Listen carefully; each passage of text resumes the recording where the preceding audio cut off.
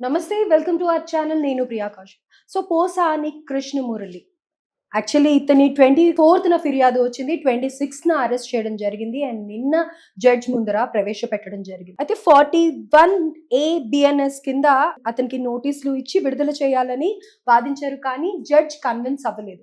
So Posani Krishna Murali చేసిన తప్పులు ఏంటి అని అంటే గనక 3 years బ్యాక్ అతను మీడియా ముందరికి వచ్చి మాట్లాడిన విధానానికే ఇప్పుడు అనుభవిస్తున్నారు అని చెప్పుకోవచ్చు. అసలు ఇన్ఫాక్ట్ ఇతని అరెస్ట్ కి తెలుగు రాష్ట్ర ప్రజలే కాకుండా యావత్ ప్రపంచంలో ఉన్న తెలుగు ప్రజలందరూ కూడా ఎంతో హర్షం వ్యక్తం చేస్తున్నారు.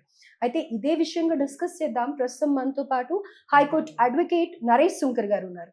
హలో సార్, నమస్తే. నమస్తే అండి. సార్, సో పోసాని కృష్ణమురళి ఇతని కేసులో కూడా అంతే అనుకోవచ్చు. ఇన్ఫాక్ట్ ఇది జరిగి ఆల్మోస్ట్ 2 to 3 years అయింది.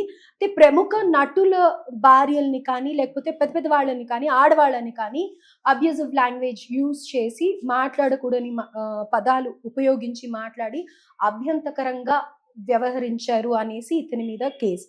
అయితే ఈ 41A ఏంటి అసలు దీని గురించి తెలియజేస్తూ అతనికి శిక్ష ఎన్ని రోజులు పడుతుంది అని అంటారు, ఏంటి అనే వివరాలు కూడా తెలియజేయండి. 24/2/2025 రోజు ఓబులవారిపల్లి పోలీస్ స్టేషన్లో అన్నమయ్య డిస్టిక్ కంప్లైంట్ అనేది రిజిస్టర్ అయ్యడం జరిగింది.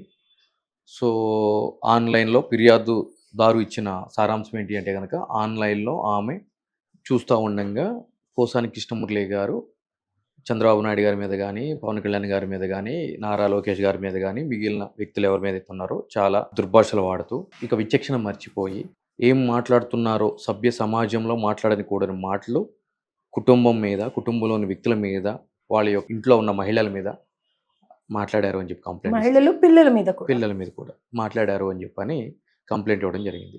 దాన్ని బేస్ చేసుకొని ఎఫ్ఐఆర్ అనేది రిజిస్టర్ చేయడం జరిగింది ఒక 5 సెక్షన్స్ ప్రకారం.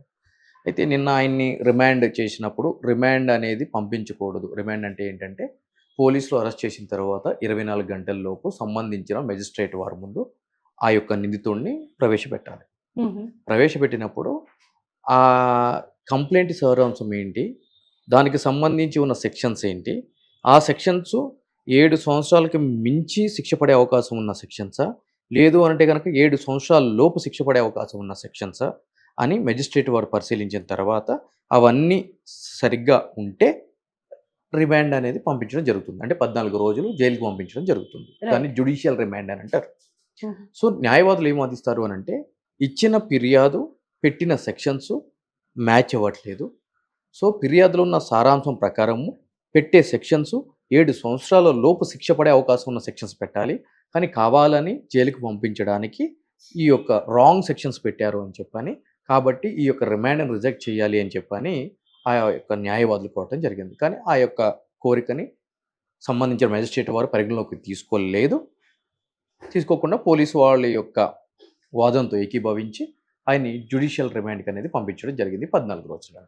ఇకపోతే ఆయన మీద నాట్ ఓన్లీ ఈ పోలీస్ స్టేషన్ అంటే మిగిలిన సిఐడికి సంబంధించి కూడా ఇంకొక కేసు అనేది రిజిస్టర్ అవ్వడం జరిగింది దీనికి సంబంధించి. సో ఒక 2-3 కేసులు అనేవి రిజిస్టర్ అవ్వడం జరిగింది. సో ఈ యొక్క కేసుల యొక్క సారాంశం మనం చూసుకున్నట్లయితే కనుక బిఎన్ఎస్లో ఉన్న మ్యాక్సిమం సెక్షన్స్ ఈయన మీద ఉన్నాయి. సో ఎటువంటి శిక్షలు పడతాయి అని అంటే కనుక జీవితకాలపు శిక్ష పడే అవకాశాలు ఉన్న సెక్షన్స్ ఉన్నాయి అన్ఆర్గనైజ్డ్ క్రైమ్కి సంబంధించి. దాంట్లో ఏం చెప్తుంది అని అంటే కనుక మర్డర్ కానీ అదేవిధంగా డెకాయిటీ కానీ, థెఫ్ట్ కానీ, అదేవిధంగా ఫిజికల్ అసాల్ట్ ఆన్ ఉమెన్ కానీ, ఈ విధంగా అన్ని రకాల అన్ఆర్గనైజ్డ్ క్రైమ్కి సంబంధించి ఏదో ఒక నేరం చేసినా కూడా ఆ నేరం యొక్క తీవ్రతను బట్టి జీవితకాలం లేదంటే మరణశిక్ష, 10 సంవత్సరాలు ఈ విధమైన శిక్షలు పడే అవకాశాలు. అదేవిధంగా బెదిరింపులు, సమాజంలో 2 వర్గాల మధ్య విభేదాలు రెచ్చగొట్టి శాంతి భద్రతలకు విఘాతం కలిగించడము, అదేవిధంగా క్రిమినల్ కాన్స్పిరసీ, కుట్ర చేసి ఒక పథకం ప్రకారము ఏదైనా ఒక నేరాన్ని ముందుకు తీసుకుని వెళ్ళడం, నేరంలో పాల్పడటం, అదేవిధంగా నేరంలో పాల్పడే విధంగా వేరే వ్యక్తుల్ని ప్రోత్సహించడం, ఎబేట్మెంట్. సో ఇటువంటి సెక్షన్స్ అన్నీ కూడా పెట్టడం జరిగింది. సో ఇక్కడ మనం చూడాల్సిన అంశం ప్రాథమికంగా ఏంటి అని అంటే కనుక ఏదైనా సరే ఒక అరెస్ట్ జరిగినప్పుడు ఏ వ్యక్తినైనా కూడా ఆ యొక్క వ్యక్తి ఆ యొక్క నేరానికి సంబంధించి చేశాడు అని చెప్పి పోలీసులు ప్రూవ్ చేయాలి అని అంటే కనుక 24 గంటల్లో అతను విచారించడం సాధ్యం కాదు. కాబట్టి 24 గంటల్లోపు ఆయన ప్రొడ్యూస్ చేసి దాని తర్వాత మళ్ళీ ఏం చేస్తారు అనంటే కనుక పోలీస్ కస్టడీ అని చెప్పి అడగడం జరుగుతుంది. ఓకే. ఆ పోలీస్ కస్టడీ అంటే ఏంటి అంటే గనక మెజిస్ట్రేట్ వారి అనుమతితోటి ఒక 5 రోజులో, 10 రోజులో, 20 రోజులో ఈయన్ని మళ్ళీ అదుపులోకి తీసుకొని హుహు. నువ్వు ఆ రోజు ఎందుకోసం మాట్లాడావు? ఎవరు నీతో మాట్లాడిపిచ్చారు? దీని వెనక ఎవరు జరిగింది? మాట్లాడినందుకు నీకేమైనా కూడా ఫైనాన్షియల్ ట్రాన్సాక్షన్ జరిగినాయా? సో, సమాజంలో ఏదైనా ఒక విధ్వంసకరమైన ఘటన చేయడానికి వ్యక్తుల్ని ప్రోత్సహించడం గానీ, లేదు అనంటే గనక అటువంటి వ్యక్తులతో కలిసి ఆ నేరంలో పాల్పడటం గానీ, ఇటువంటి నేరాలు చేసినందుకు గాను ఈ ఆర్గనైజ్డ్ క్రైమ్స్‌లో దాని యొక్క తీవ్రతను బట్టి, అతని యొక్క పాత్రను బట్టి ఈ యొక్క సెక్షన్స్‌లో అదేవిధంగా శిక్ష అనేది అక్కడ నిర్వహించడం జరిగింది. ఆ యొక్క బిఎన్ఎస్‌లో. అయితే ఇక్కడ విచారణ చేపట్టారు. ఐ మీన్ అతన్ని పంపించారు కదా! అందులో ఏమీ ఎక్స్‌ప్రెస్ చేయట్లేదు, ఏం మాట్లాడట్లేదు అని అంటూ ఉన్నారు. ఎగ్జాక్ట్‌లీ. నేనేం చెప్తున్నానంటే, ఈ ఒక నిందితుడిగా పిలువబడుతున్న వ్యక్తిని ఒక నేరానికి సంబంధించి ఆ నేరంలో అరెస్ట్ చేసినప్పుడు, అరెస్ట్ చేసిన 24 గంటలలోపు సంబంధించిన మేజిస్ట్రేట్ వారి ముందు ప్రొడ్యూస్ చేయాలి. ప్రవేశపెట్టాలి. అయితే 24 గంటల్లో అతన్ని ఒక సంబంధించిన మేజిస్ట్రేట్ వారి ముందు ప్రొడ్యూస్ చేయాలి అనంటే గనక, దానికి సంబంధించిన లీగల్ ఫ్రేమ్‌వర్క్ అనేది చేయాల్సిన పరిస్థితి పోలీస్ వాళ్ళ మీద ఉంటది. ఓకే. ఎందుకు అనంటే గనక దాంట్లో ఏ మాత్రం పొరపాటు జరిగినా కూడా అతను జ్యుడిషియల్ రిమాండ్ అనేది సంబంధించిన మేజిస్ట్రేట్ వారు తిరస్కరించడానికి అవకాశాలు ఎక్కువగా ఉంటాయి. ఓకే. కాబట్టి పోలీసు అధికారులు విచారణ కంటే ఎక్కువగా ప్రొడ్యూస్ చేయడానికి కావాల్సిన ఈ యొక్క న్యాయపరమైన తతంగం మీదనే ఎక్కువ ఫోకస్ చేయడం జరుగుతుంది ఒక వ్యక్తిని అరెస్ట్ చేసినప్పుడు. సో, ఆ వ్యక్తిని జ్యుడిషియల్ రిమాండ్‌కి పంపించిన తర్వాత ఈ నేరానికి సంబంధించి అతన్ని విచారించాలి అనంటే గనక పోలీస్ అధికారులు సంబంధించిన మేజిస్ట్రేట్ వారి ముందు కస్టడీ అనేది తీసుకోవడం జరుగుతుంది. అది 5 రోజులా, 10 రోజులా, 15 రోజులా, 20 రోజులా అని చెప్పని. అలా తీసుకున్న తర్వాత అతన్ని అప్పుడు విచారణ అనేది చేయడం జరుగుతుంది. ఓకే. సో, మీరు ఈ యొక్క నేరాలకి ఎందుకు పాల్పడ్డారు? ఈ యొక్క నేరం చెయ్యమని చెప్పి, ఈ విధమైన అసభ్య పదజాలం వాడమని చెప్పి మీకెవరు చెప్పారు? మీరు ఆ విధంగా అటువంటి అసభ్య పదజాలం వాడినందుకు మీకేమైనా ఆర్థికపరమైన లావాదేవీలు జరిగినాయా? లబ్ధి పొందారా? లబ్ధి పొందితే ఎవరి దగ్గర నుంచి లబ్ధి పొందారు? వాళ్ళకున్న ఇంట్రెస్ట్ ఏంటి దీంట్లో?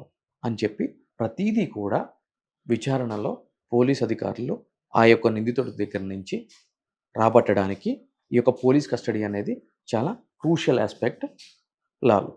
ఓకే. సో, ఆ యొక్క విచారణను బేస్ చేసుకొని ఇతను ఒకవేళ ఆ విధంగా ఎవరి దగ్గరైనా లబ్ధి పొంది ఈ విధంగా చేసినట్లయితే కనుక ఆ యొక్క ఏ బ్యాంక్ అకౌంట్స్ నుంచి వచ్చినాయి, ఆ అకౌంట్స్ ఎవరయ్యి, సో, ఆ అమౌంట్ తోటి ఏం చేశాడు, ఇవన్నీ కూడా సీజ్ చేయడము, వాటిల్ని సంబంధించిన కోర్ట్ నుంచి పర్మిషన్ తీసుకొని ఆ యొక్క వ్యక్తులను కూడా విచారించడము, ఇవంతా కూడా ప్రొసీజర్ అనేది జరుగుతూ ఉంటుంది. కాబట్టి పోసాని కృష్ణమురళి గారికి సంబంధించి ఇప్పుడే ఏమీ కాలేదు. ఇప్పుడే మొదలయ్యింది.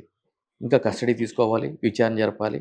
ఇది అయిపోయిన తర్వాత వేరే సిఐడి వాళ్ళు రిజిస్టర్ చేసిన కేసుకు సంబంధించి కూడా విచారణ అనేది జరుగుతుంది. హుహు. ఎందుకంటే అక్కడ కంప్లైనెంట్ వేరు, అక్కడ జరిగిన నేర యొక్క స్వభావం వేరు.